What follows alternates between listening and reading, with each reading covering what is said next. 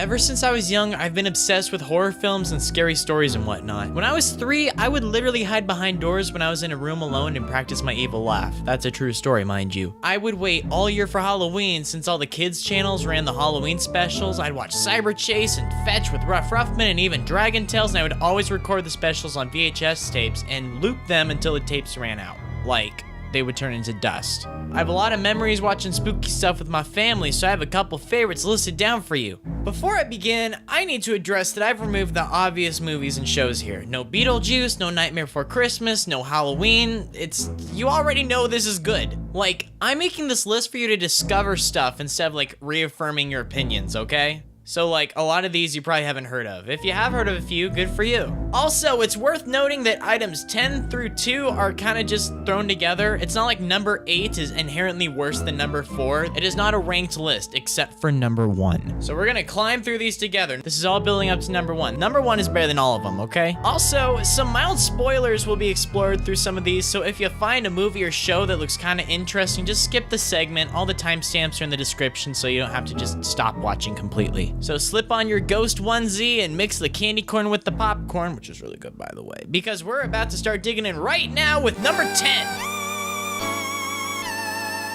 In the 8th grade, I got foot surgery on Halloween, and it sucked. It was painful, it was bloody, and it was gross, and I pretty much cried the whole day because I was so mad that the day had been ripped away from me. I couldn't walk, I couldn't answer the front door or anything. I just stared out the window and watched all the other kids have a lot of fun. Some of my mom's friends lent us a DVD for The Frighteners, and we watched it, and it was probably the best part of that Halloween. For a movie to be so absurd, entertaining, and funny that it makes me laugh after being miserable for the whole day, I gotta give it props. I actually don't remember anything from it though, other than the fact that I enjoyed it when I was 14 years old. It has good audience ratings and bad critical reviews, so that's how you know it's a fun movie. I mean, Hook with Robin Williams had the exact same thing going on, and that movie was awesome. If you are ever immobile on a couch wallowing in your own pain and suffering, I would really recommend this one.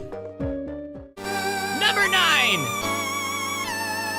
This movie just came out like a month or 2 ago as of the time of making this video, and I loved everything about it. The writing, the acting, the cinematography, the horrific violence against children. It was everything that I wanted it to be, being just true enough to the original to satisfy fans of the novels while still being accessible for new audiences. When I initially saw this movie, we saw it in D-box seats in the theater. That meant that the chairs rocked and moved, which was a totally different experience. Not only were the jump scares loud, they practically threw you around, adding a whole new level of suspense to the experience. Hopefully it'll be remembered as a classic someday. And quit lying to yourself, the 2017 version is worlds better than the 90s one. Number 8! Here's a word you don't hear very often, aesthetic. You probably hear that every day if you're an emo kid. This episode looks like Halloween. The sky and the horizon, they're dark, they're pumpkins, they're ghosts, this looks so good. SpongeBob is getting spooked nonstop by his friends, from Squidward to Krabs pranking him to Miss Puff spooking him to even Patrick freaking him out by accident. He and Patrick come up with some pretty elaborate prank to pull on the Krusty Krab and scare everyone half to death, until Patrick loses control of SpongeBob and exposes his identity. Everybody starts laughing until the real Flying Dutchman appears and expresses how disgusted he is that everyone is exploiting his likeness for cheap Halloween gags and smearing his reputation among other sea creatures. This is oddly relevant right now, whoa. As punishment, the Dutchman threatens to take everyone's souls and then he takes away SpongeBob's costume and then he panics at the sight of SpongeBob's brain. See, he had this weird idea to cut off the sides of his head to make his head more round since, ghost heads are round, and that kind of freaks everyone out in the room. So why should you watch this despite the fact that I just told you the entire episode? Simple. The artwork is outstanding. I love how much this looks and I love how it plays out. It's simple, it's fun, it's ironic, and it's spooky, and it's everything that I want from a Halloween special. It's radical. Number 7!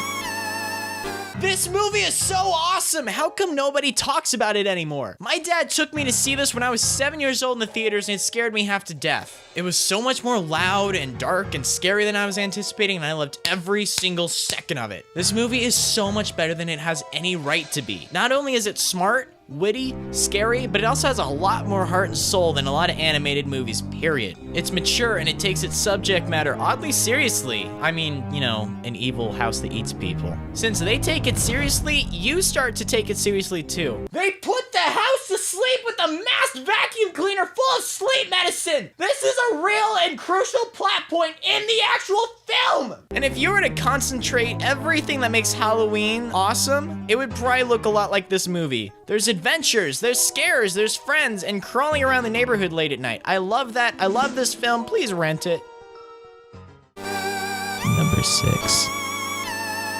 What? Why is Diary of a Wimpy Kid on this list? It's not scary one bit. Yeah, no duh. It's just about a suburban kid trying to navigate the 6th grade, and it's wonderful. One of my favorite family movies by a long shot. This movie's on the list because the Halloween segment in it is incredible. I adore it. Frank hides on the roof and throws a garbage can full of water on the trick-or-treaters. Rowley's mom made him a costume. Roderick scares Greg with an urban legend about Devil Worshipper Woods. Oh, it's so funny. It is suburban goodness, which is going to be a recurring theme in this list, by the way, because I love those vibes, because that's what I grew up with. All of my Halloween memories are about exploring neighborhoods and pranks and shenanigans and stories about the local culture. This segment of the movie captures it perfectly. I love it. I love this movie. I love this book. Do yourself a favor and check it out.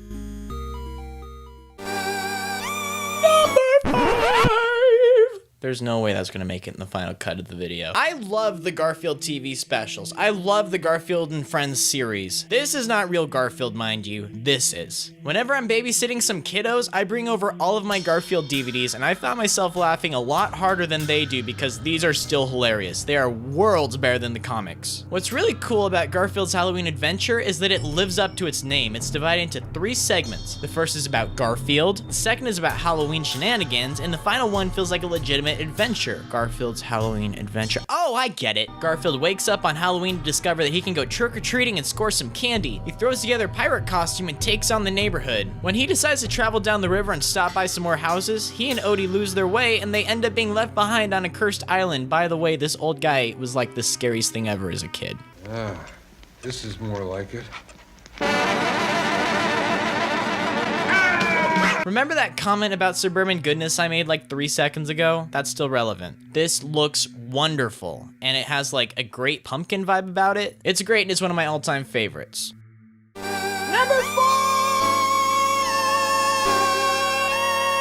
Do you remember Alvin and the Chipmunks? Not this, but this! This is real Alvin and the Chipmunks, and I love these. These were so much fun as a kid, and Alvin and the Chipmunks Meet the Wolfman was like my favorite Chipmunks movie. My favorite genre in film has to be called 80s Strange Invaders. I just made that up right now. Neighborhood kids band together in a small town and deal with an alien or a monster or some other villain. Movies like Goonies, Super 8, Stranger Things, Gremlins, The Monster Squad, E.T., Midnight Special, just, such good movies. It's like a weirdly specific classification, but like, it totally exists. These movies are a lot of fun because they remind me of being a kid again. And there's always an even mix of action, effects, and spooks too. I think that's why I enjoyed 2017's It so much. That counts as like an 80s Strange Invader movie, by the way. Alvin and the Chipmunks Meet the Wolfman is kind of like a Strange Invaders film in a way. It's packed to the brim with a lot of adventure, silly October vibes, and just, heck, it's so nostalgic. Like, the Wolfman moves next door, that's awesome. And now Theodore's a werewolf? What? Alright, so if he's like half human, half chipmunk, half werewolf, that's 150% what the heck, dude.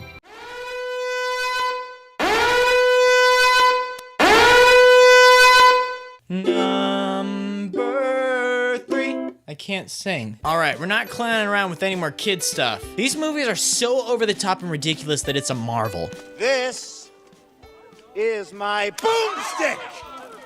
You can find this in the sporting goods department.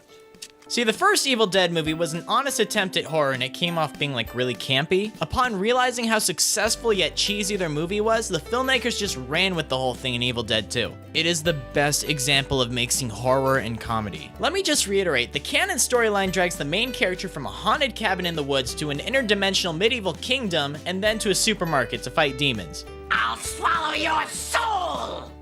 Come get some. This movie is so good! The remake was a bit controversial because it didn't have any of the comedy elements that made the original so iconic. However, they went completely overboard with the graphic and disturbing effects. I thought it was an excellent homage to the originals and a super radical post-credit scene too, if you haven't ever seen that. My little brother considered himself like a horror movie expert until I showed him this movie and he tapped out. He could not handle it. Although he has since been able to finish it, so I mean, in case he's watching it. Ash vs. the Evil Dead, it's alright. It's not nearly as groovy as the originals. Seem to be in the minority with this. They're still fun to watch. I tore through the first season in like a day. It just felt too much like a cable horror series. I don't know, maybe it's just me. But if I ever have a friend staying the night, I always pull out the Evil Dead films on VHS. These are like a sleepover staple from my childhood, and I still rip them out every summer, and I love them. Hey, this is number 2, buddy.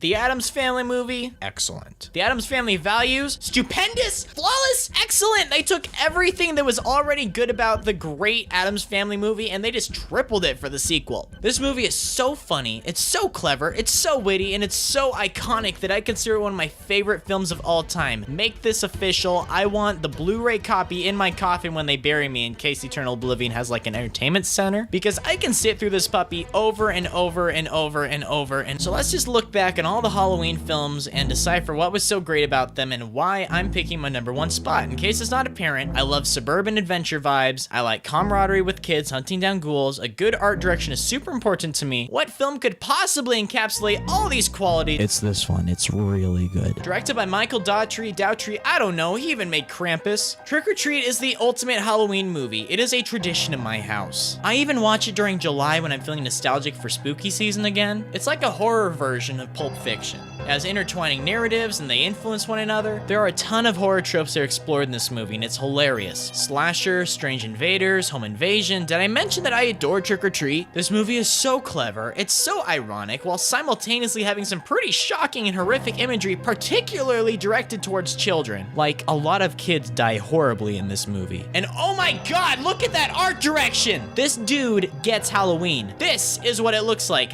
This is what it feels like. Everything is so spot on, and it's a perfect mix of lighthearted with evil. This movie has achieved cult status, and for a good reason. I love the lore, I love the characters, it is bragging for a massive fan base because it totally deserves it. Plus, the director himself is working on a sequel. Get on top of it, dude, I want more of this! Please watch this movie, do yourself a favor, have a party, buy some candy, watch this with your friends, maybe send me a picture of it on Twitter. Oh snap, transition to all the YouTubey stuff. On top of sending me a picture of your sick party on Twitter, maybe you should follow me there too. And you should probably subscribe on here, yo. I'm doing a lot of spooky, scary Halloween content all month. There may or may not be a super radical collaboration with the King and Queen of Losers coming up, so you should definitely get familiar with them before, you know, I drop the sick video this month. Wow, that was actually pretty brief. Thank you so much. Remain savory, cuties. I'll see you next week.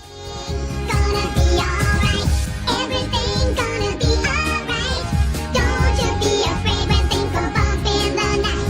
Get closer to me and baby hold on tight. 'Cause everything's gonna be alright. Everything's gonna be. I know a thing or two about music.